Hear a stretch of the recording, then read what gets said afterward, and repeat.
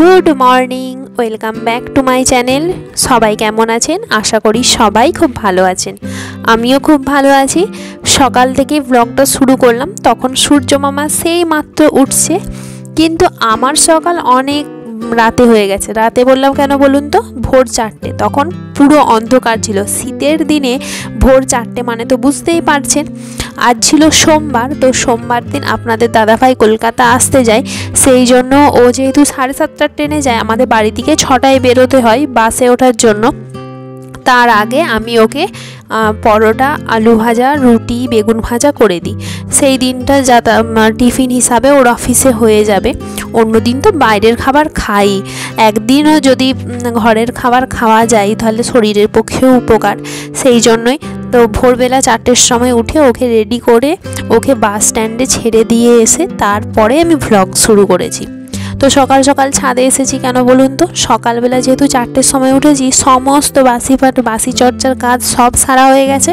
কিছুক্ষণ পরে 7টার সময় পড়াতে বসবো। এই টাইমটাই কি করব, তাই ভাবলাম যে যেহেতু বাসি জামা কাপড়গুলো আছে আর আপনাদের দাদাভাইয়েরও জামা কাপড়গুলো আছে, সেগুলো কেচে মিলে দিই।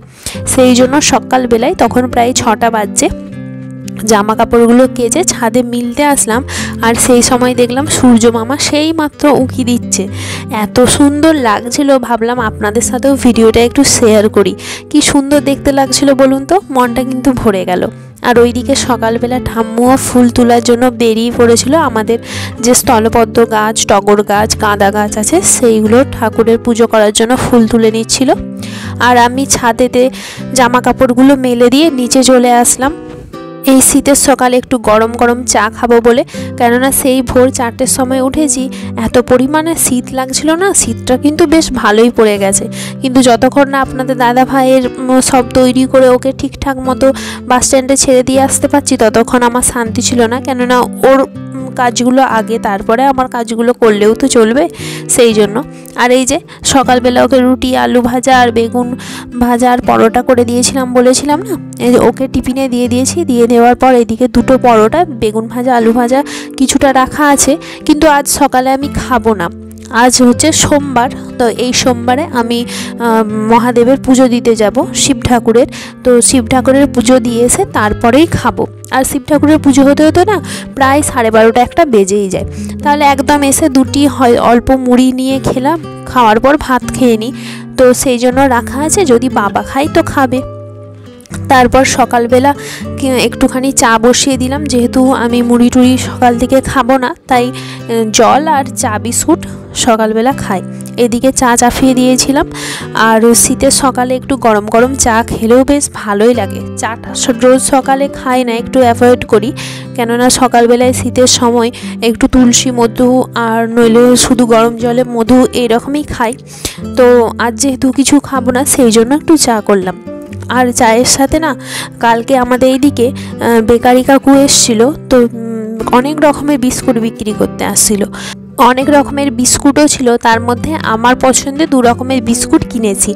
বেশ চা দিয়ে খেতেও ভালো লাগবে। আর চায়ের মধ্যে সামান্য একটু আদা দিয়ে দিলাম, বেশ ফ্লেভারটাও সুন্দর লাগে। আর আদা তো শরীরের পক্ষে খাওয়া উপকারী। তো এইদিকে আমি কি করব, চাটা ফুটছিল না তখন, তাই একটু নাচ করে নিচ্ছিলাম। আর নাচ করতে করতে মনে পড়লো কালকে মোমো খেয়েছিলাম, তো মোমোর প্লেটগুলো তো এখানে রয়ে গেছে ধোয়া। তো এদের যে এখানে জায়গা, ওদেরকে তুলে দিয়ে আসি। আসার পর দেখলাম চা ফুটে গেছে। চাটা একটু বেশিক্ষণ ফুটুক, আমার না চা একটু বেশিক্ষণ না ফুটলে বেশি একটু কড়া কড়া না হলে ভালো লাগে না, তো ফুটুক। আর এদিকে আমি বিস্কুটগুলো বের করে নিচ্ছিলাম। আর আমি বিস্কুটগুলো বেছে বেছে বের করছিলাম। কেন বলুন তো? কেননা এগুলো হচ্ছে বাদাম দেওয়া বিস্কুট, আমাকে খুব ভালো লাগে। আর প্রত্যেকটা বিস্কুটের মধ্যে তো প্রত্যেকটা বাদাম সমান নেই, কোনোটাই বেশি কোনোটাই কম। আমি না বেছে বেছে বেশি বাদাম দেওয়া বিস্কুটগুলো খাই। আমার মতো কার কার অভ্যাস আছে না অবশ্যই বলবেন। তো এদিকে আমি বেছে বেছে যেগুলো বেশি বেশি বাদাম ছিল সেইগুলো বেছে নিচ্ছিলাম 2টো। আর সাথে হচ্ছে টোস্ট কেনা হয়েছিল, তো টোস্টও 2টো নিয়ে নিচ্ছিলাম। 2টো করে 4টে বিস্কুট চা দিয়ে খেলে পেট ভরে যাবে, আর অত খিদেও পাবে না। এইদিকে টোস্ট বের করেছিলাম। আর বাড়িতে এমনি নর্মালি যে বিস্কুট আনা থাকে, এবারে বাবা একটু অন্য ধরনের এনেছে, বেশ কালো জিরা দিয়া বিগ বি বিস্কুটগুলো এনেছে, সেগুলোও বেশ ভালো খেতে। কিন্তু আজ যেহেতু টোস্ট আর বাদাম দিয়ে বিস্কুট আছে তাই আর আজকে ওটা নিলাম না। এদিকে চাটাও ছেঁকে নিলাম। চাটা ছেঁকে নেওয়া হয়ে যাবার পর তারপরে হচ্ছে বিস্কুটগুলো ডুবিয়ে খাবো। আর মুখের মধ্যে না হালকা একটু রোদ পড়তে শুরু করলো। কেন বলুন তো, এই যে বললাম এইমাত্র সূর্য উঠেছে, ওঠার পরে আমি হচ্ছে তখন ছাদে ছিলাম, তারপরে রান্নাঘরে চলে আসি চা করতে। আর আমাদের রান্নাঘরটা না পূর্ব দিকে সাইডে। তো এই দেখুন সূর্যের হালকা আলোটা, মানে সকালের যে রোদটা গায়েতে পড়ছে, কি সুন্দর লাগছে। কিন্তু এই শীতের সকালে সূর্যের আলোটা কি যে বলবো, কি ভালো লাগে। আর আমাদের বাড়িতে একদম ওঠা সূর্য ডুবা সূর্য রোদ, মানে হচ্ছে শীতের দিনে না খুব আরামদায়ক, কিন্তু গরমের দিনে একটু তাপ বেশি হয়। তো এদিকে আমি বাদাম দিয়ে বিস্কুটটা খাচ্ছিলাম, বেশ খেতে ভালো লাগছিল, কিন্তু আমার মুখ দেখেই বুঝতে পারছেন। আর হচ্ছে সাথে একটু গরম গরম চায়ের চুমুকও দিচ্ছিলাম। তারপরে চাটা খাওয়া দাওয়া হয়ে যাবার পর ছেলেগুলো সকালবেলা পড়তে চলে এসেছিলো, তো ওদেরকে পড়াতে বসেছিলাম। এখন তো ওদের পরীক্ষা শুরু হয়ে গেছে। হাই স্কুলেরগুলো এর আগের সপ্তাহে শেষের দিকে শুরু হয়েছে, আর প্রাইমারি স্কুলেরগুলো আজ থেকে শুরু হবে। তো আজ একটু বেশিক্ষণই পড়াচ্ছিলাম, যেহেতু ওরা পরীক্ষা দিতে যাবে সেই জন্য। তারপরে পড়ানো হয়ে যাবার পর আমি স্নান টান করে একদম শাড়ি পরে নিয়েছি, কেননা হচ্ছে বললাম বাবার মন্দিরে পুজো দিতে যাবো। আর এই শাড়িটা হচ্ছে চিনতে পারছেন, এটা হচ্ছে আমার বাপের বাড়ির মা দিয়েছিল, দুটো শাড়ি দিয়েছিল, সেই সুতির ছাপাটা। আমার কিন্তু খুব পছন্দের এই শাড়িটা। আমাকে শাড়িটা পরে কেমন লাগছে অবশ্যই জানাবেন কিন্তু আপনারা।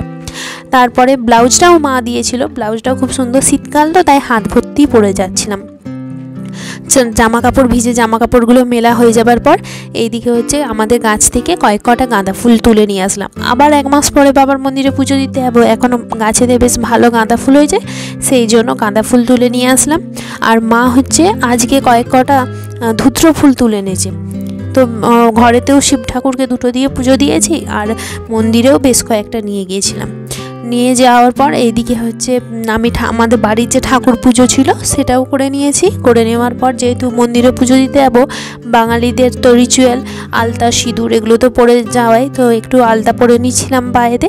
আর রান্না বান্নার আজকে আমার কোনো চাপ নেই, যেহেতু আমি পুজো দিতে যাচ্ছি, মা এদিকে রান্না বান্না সব করে নেবে। আর এই সোমবারটা যেদিন বার করি সেদিন আমাদের বাড়িতে নিরামিষ হয়। আজকে হচ্ছে ডাল হয়েছিল, আর বাঁধাকপির তরকারি নিরামিষ, বেগুন ভাজা, আর হচ্ছে পালং শাক দিয়ে আলু দিয়ে একটা এমনি তরকারির মতো, ব্যাস। একবেলা ভাত, মানে একবেলা সগরি জিনিস খাওয়া, আর রাত্রেবেলা তো আমি এমনিতেই রুটি খাই, কোনো অসুবিধা নেই। এইদিকে হচ্ছে আমার আলতা পরাও হয়ে গেছে, দেখুন আলতা পরে কত সুন্দর দেখতে লাগছে। আর এই যে আমি পুজোর বাটা নিয়ে একদম রেডি হয়ে গেছি। আমাদের ওই বাড়ি ছোটো কাকিমণি যাবে বলে আমি দাঁড়িয়ে আছি, উনি আসলে আমি বেরিয়ে যাব। এইদিকে ভিডিও করতে করতে দেখছি ছোটো কাকিমণি চলেও আসছে, তাই চলে গেলাম বাবার মন্দিরে পুজো দিতে। এসে দেখি বসেছিলাম, তারপরে দেখি ব্রাহ্মণ মশাই আসলেন, আর বাবাকে এখন স্নান করাচ্ছে ওই ভেতরে, আর সব ভক্তরা এখানে বসে আছে। আজকে প্রচুর ভিড় হয়েছিল, কেননা আগের সপ্তাহটাই তো সব আমাদের এখানে বেশিরভাগ চাষিবাসী মানুষ, তো কাজ ছিল সেই সময়টাই, তো এই সোমবারে প্রচুর ভিড় হয়েছিল। আর আমার বাটাটা ছিল অনেক লাস্টে, মানে কাছে দিয়েছিলাম, ঠিলে ঠিলে হচ্ছে অনেক দূরে চলে গেল, তো তার আগে অনেক বাটা দেওয়া হয়ে গেছে। এদিকে বাবারও দর্শন করে নিন আপনারাও। আর মন্দিরে এই যে ছোট ছেলেটাকে দেখছেন, একে দেখে আমার এত হাসি পেয়েছে, তাই এর একটা ভিডিও করে রাখলাম। এমন লাফিয়ে লাফিয়ে যাচ্ছে ব্যাঙের মতো, এই যে দেখুন কি ভালো যে লাগছে, সবাই এত মজা করছিল বাচ্চাটার সাথে, তাই ওরও একটা ভিডিও করে রাখলাম। তারপরে চলে আসলাম বাড়ি, এসে বাবার আগে প্রসাদ খেলাম, তারপরে হচ্ছে দুটি অল্প করে হাতে করে মুড়ি নিয়েই খেয়েছিলাম। খাওয়া দাওয়ার পর ভাত খেলাম। তো চলুন আজকের ব্লগটা এখানেই শেষ করি, সবাই ভালো থাকবেন।